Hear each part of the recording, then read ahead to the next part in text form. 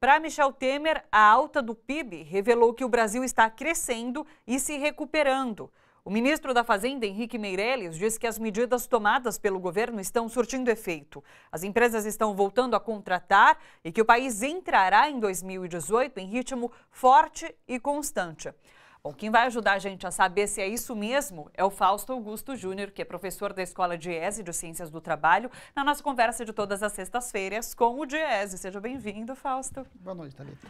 Fausto, vamos começar falando sobre o PIB, então. O crescimento de 1,4% no consumo das famílias no segundo trimestre foi o que puxou essa leve alta do PIB. O que significa esse crescimento baseado no consumo? Acho que é bom a gente olhar o número, né? O número é um número bom. Crescer é sempre bom, né? 0,2 é melhor do que zero.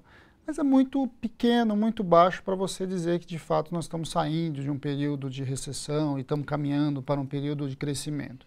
O que nós estamos vendo é que paramos de cair. Isso é algo importante, não é desprezível. Acho que isso vale a pena registrar. Agora, temos que olhar se isso é sustentável e que nível de padrão nós vamos construir para esse crescimento. Crescimento pelo consumo é bom, é positivo e tem razões para isso. Não foi à toa que isso aconteceu.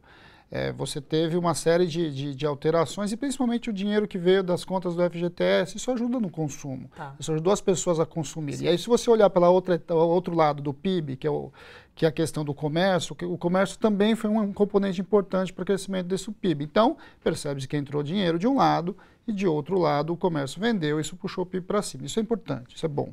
A pergunta é, isso será duradouro, isso continuará e para o ano que vem as perspectivas são maiores? Bem, aí a gente tem que olhar para outro pedacinho lá do PIB, que é o investimento, que acho que é o que você está falando aí, né? Isso, ó, a gente tem esse dado aqui, deixa eu pegar aqui, olha.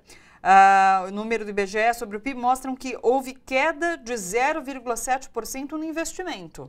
E aí, o que significa? Então, caiu o investimento e caiu também o gasto do Estado. Bem, quando cai gasto do Estado e cai o gasto do investimento, a pergunta é, bem, então nós estamos crescendo, nós estamos preparando qual o futuro para o próprio crescimento. Sim. O que está vendo é que sem investimento, seja do Estado, seja da iniciativa privada, o crescimento tem pouca capacidade de sustentar.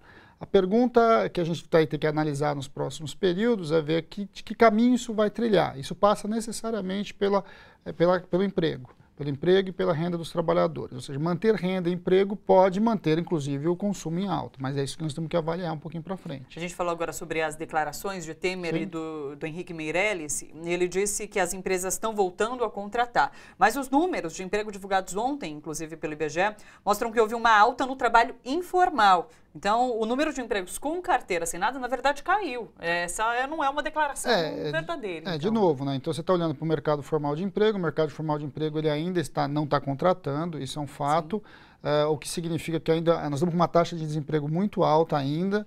E a pequena recuperação que houve no emprego vem pelo trabalho informal. Bem, qual que é o problema do trabalho informal? Ele é importante, ele está gerando renda para as pessoas, mas ele tem um problema, ele não faz a roda da economia girar. Se você pegar um outro dado que ajuda a gente a entender bastante o PIB, é as contas do próprio governo.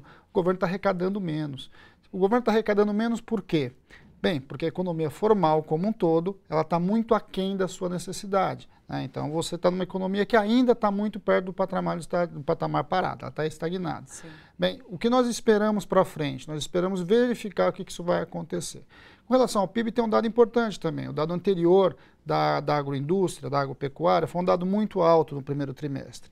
Bem, se entrou muito recurso na agricultura no primeiro trimestre, é razoável que esse dinheiro vá para o mercado também no segundo trimestre. Ele vai para o mercado sob forma de consumo. Sim. Isso também foi importante. Agora, esse dado do setor agropecuário poderia ter se transferido para investimento. E a pergunta é por que não se transferiu dessa forma como se esperava. Então, nós estamos olhando para o mercado agora, esperando o que vai acontecer. É difícil falar claramente para onde nós vamos. Né? O que dá para dizer, nós estamos paradinhos. Né? Se você fez lá o número do semestre, ele está em zero. Estamos melhores do que o ano passado? Sim, porque o ano passado a gente estava caindo. Né? Agora, para onde vamos, acho que temos que esperar mais um pouquinho. E, Fausto, esse número do aumento do número de trabalho sem carteira assinada, o que isso representa se continuar aumentando? É um risco?